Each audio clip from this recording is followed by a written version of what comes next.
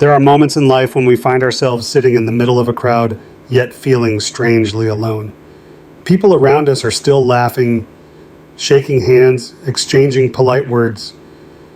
But deep inside, we sense something is not real. Behind those social gestures, behind smiles that appear radiant, lie souls trying to hide exhaustion and fears they don't know how to share. Humans can wear masks with great skill, but the inner life cannot be concealed forever. And in this landscape, there are some who unintentionally become the anchor for everyone else's chaos. They are the listeners, the ones who reach out when others collapse, the ones who carry the heaviness no one else wants to touch. But the price of excessive empathy is that they slowly lose themselves. Every story, every wound they take in drains their own energy a little more. Carl Jung once said, "One does not become enlightened by imagining figures of light, but by making the darkness conscious." And darkness here is not only what we try to hide, it is also the reality that many live their entire lives only as mirrors for others. As long as they avoid facing this truth, the cycle continues. Yet something remarkable happens when a person discovers the value of pausing, listening, and setting boundaries. From a place once defined only by sacrifice and depletion, they uncover the seeds of renewal. This is not coldness nor selfishness. It is the first step toward reclaiming the wholeness of the soul. The first pause, however, is rarely easy. In a fast-paced world, we are taught to do more, give more, prove our worth by constantly meeting the expectations of others. But only in stillness can we hear the quiet voice within, the voice of the unconscious. Jung described this as the moment when darkness ceases to be a threat and instead becomes a teacher. In those rare silences, memories, fears, and long-buried wounds often resurface. Many feel unsettled. Why am I remembering failures from so long ago? Why do the painful words of the past still haunt me? But in truth, this is the nature of the shadow. It does not return to harm us, but to invite us to acknowledge the parts of ourselves we once denied. Think of the man who has spent his whole life pretending to be strong, never allowing himself to cry. When he pauses, he encounters the loneliness he has hidden for years. Or the woman who has always been the pillar for her family, only to realize in silence that deep down she has never truly felt loved. This is not collapse. It is the doorway into individuation, the process Jung described as becoming whole. Anger, disappointment, or fear that surface along the way are no longer enemies. They are compasses pointing us toward the inner work that needs to be done.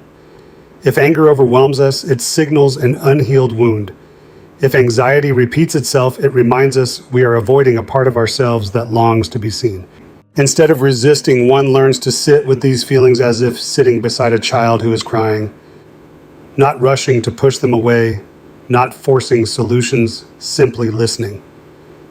In that moment, the darkness loses its destructive power and becomes a doorway to liberation. That is why Jung insisted, until you make the unconscious conscious, it will direct your life, and you will call it fate.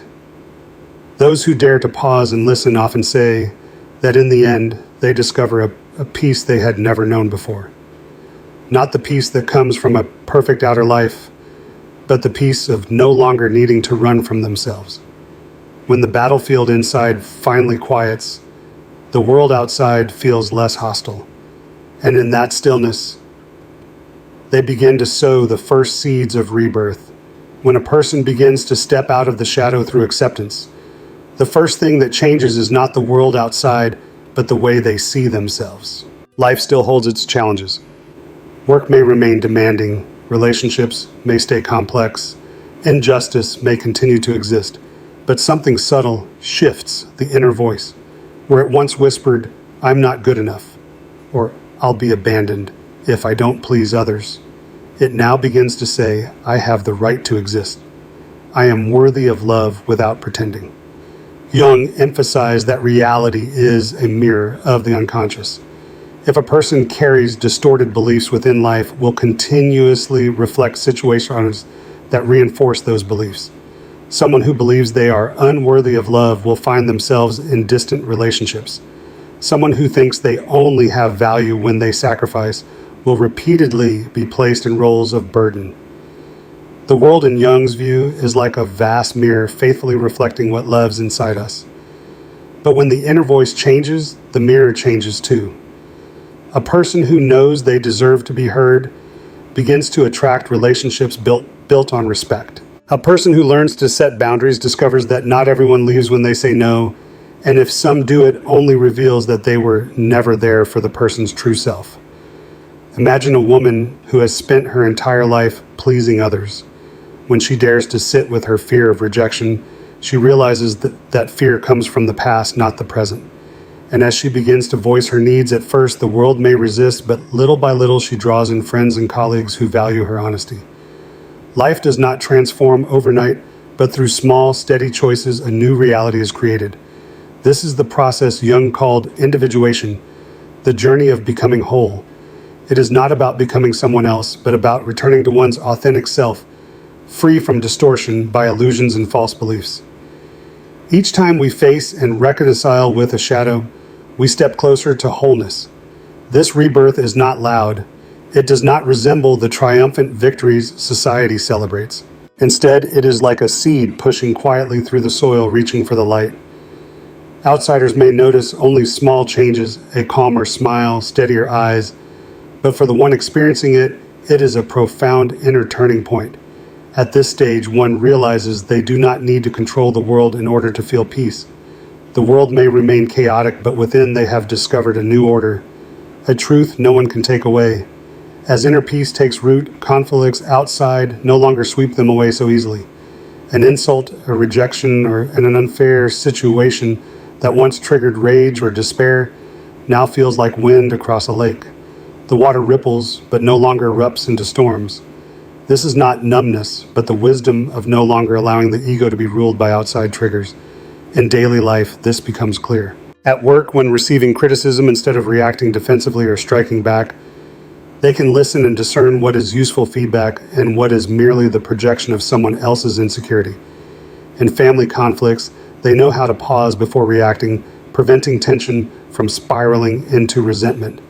These pauses are the moments when the wisdom of the unconscious rises, replacing impulsive instinct with conscious clarity.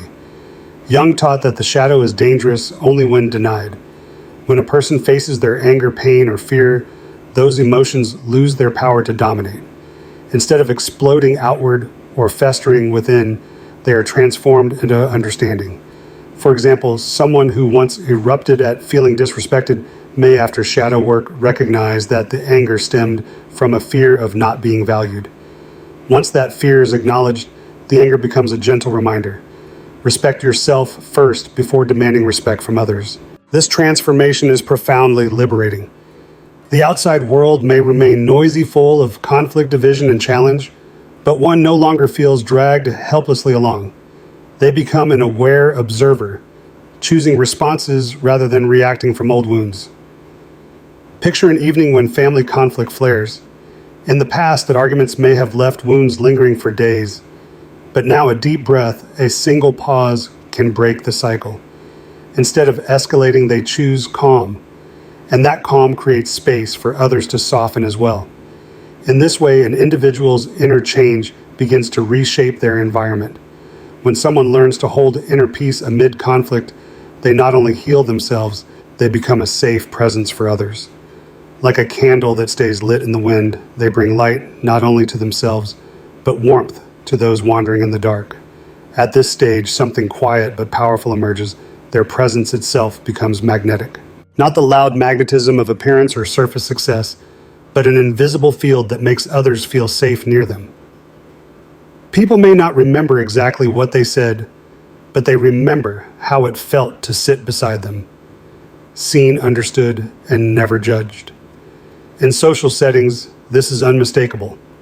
In crowded meetings, they are not the loudest or the most dazzling, yet eyes are drawn to them, simply because their presence carries no competition, no demand to prove worth, only a space where others can exhale and be themselves.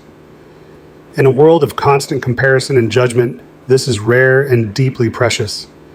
Jung highlighted that when one reconciles with their own shadow, they also find it easier to accept the shadow in others, no longer needing to control or fix anyone.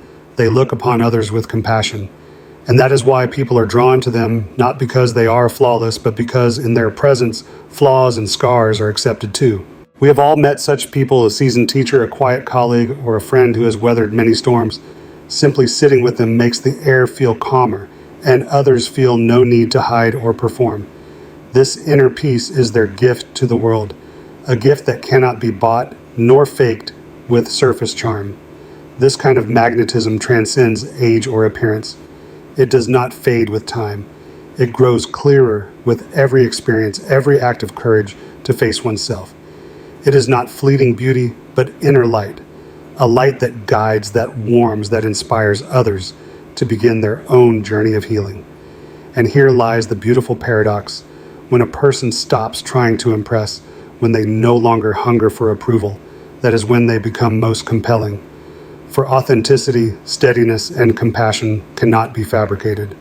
They emanate naturally, like the quiet fragrance of a soul at peace. When a person reaches a place of inner peace and learns to hold their boundaries firmly, love and connection in their life also begin to change. Love no longer means exhausting self-sacrifice, nor does it mean giving only in hopes of receiving something back. Instead, it becomes a mature loved one, where empathy is present but not consuming, where closeness is strong but not erasing individuality. We can see this most clearly in friendships. There are friends who always demand, always unload their sorrows, anxieties, and disappointments onto others. And often, those with sensitive hearts will take it all in, believing it is their duty. But as they mature in spirit, they learn that listening does not mean carrying, and compassion does not mean losing oneself. They remain open-hearted, yet reserve enough energy to care for themselves. Jung once said, "A soul without boundaries will dissolve into chaos." Mature love is the proof of this wisdom. It allows one to say no when needed, not to reject affection, but to protect both sides from cycles of dependency. A truly healthy relationship doesn't demand blind sacrifice. It requires two individuals standing strong on their own feet, yet still choosing to walk together. This is especially vital in modern life. We live under constant pressures, demanding jobs, social media comparisons, tangled relationships. Without healthy boundaries, anyone can fall into emotional burnout. But once a person matures inwardly, they no longer run after pleasing everyone. They learn to choose carefully, to maintain distance where necessary, so that love and connection can remain sustainable. And from this point, sensitivity, once seen as a burden, becomes a gift. It no longer turns them into an emotional dumping ground, but into a source of healing energy. People come to them not for endless dependency, but for shared growth and mutual support. Friendship, family, and love all become nourished by respect, by freedom, and by the ability to truly see one another. This is the difference between an untested heart and a heart matured by struggle. One fears losing connection, the other understands that only by keeping the self intact can connection truly matter. At this stage, love is no longer fear or burden. It becomes a light protecting the self while radiating outward. There is an uncomfortable truth. Pain is the greatest teacher. Within every wound, whether betrayal, family hurt, or friendship disappointment, there lies an invitation. Jung believed that the shadow we avoid is not there to destroy us, but to help us uncover new strength. The moment a person stops running, they realize pain was never punishment. It was the raw material for resilience. Think of those who have endured heartbreak. At first, they collapse, lose trust, and think they will never rise again. But with time, many become wiser, stronger, able to see others with clarity rather than naivete. Pain has taught them to distinguish between genuine love and exploitation, between sincere empathy and being drained dry. That is a kind of maturity no classroom can offer. In truth, we all carry wounds that ache, but what matters is what we choose to do with them. Some let pain harden into bitterness, building walls against the world. Others transform it into wisdom, understanding that vulnerability is not weakness, but a reminder of our human limits. With this awareness, we learn to love in balance, to give without self-destruction, to open without losing ourselves. Jung once said, "In the deepest wounds we find our greatest strength." This is not just philosophy, but lived experience. Someone betrayed can become the one who builds relationships grounded in honesty. Someone abandoned can create a circle of friends where everyone feels valued. Someone who has known deep loneliness can become the companion who walks with others through their hardest nights. When this transformation occurs, we stop seeing pain as the enemy and begin to see it as part of growth. Only by walking through the dark do we learn to treasure the light. What was once considered a curse of sensitivity becomes a power, a light strong enough to guide ourselves and others through the shadows. Looking back, we see the truth: no lasting light has ever existed without being forged in darkness. The betrayals, disappointments, and draining relationships we thought would destroy us were never meant to extinguish us. They were meant to force us to stop, to be reborn, and to step into a fuller version of ourselves. Jung called this individuation the process of no longer living merely as a mirror of others, but finding value in our own depths. At this point, sensitivity becomes a gift. A heart once wounded now carries empathy without losing itself. A soul once shrouded in darkness now knows how to shine for others still wandering in the night. And it is this blend of fragility and resilience that makes such people a living source of inspiration. Ask yourself, without wounds, would we truly learn the difference between real love and exploitation? Without loneliness, would we understand the value of genuine presence? Without falling, would we ever appreciate the strength of standing up again? Every scar on the soul is not just a mark of pain, but evidence that we have lived, loved, and risen. In today's noisy world, where so many run from their real emotions, those who dare to enter their own darkness and transform it are the ones who leave a lasting mark. They don't need to speak loudly or strive to impress. Their very presence gives safety and trust. That is a beauty beyond time, deeper than surface appearance, the beauty of inner wholeness. So if you are in a difficult season right now, remember, this is not the end. It may be the door to a beginning. Do not call your sensitivity a curse, see it as a flame. If protected, it becomes a light not only for you, but for others still stumbling in the dark. And if these reflections resonate with you, stay with us, subscribe, and turn on the notification bell so that each week we can continue exploring the depths of the soul, listening to Jungian wisdom, and learning how to turn wounds into strength and healing. This will be a safe place for your spirit, a reminder that you are not alone, and that light is always present, even in the deepest shadows.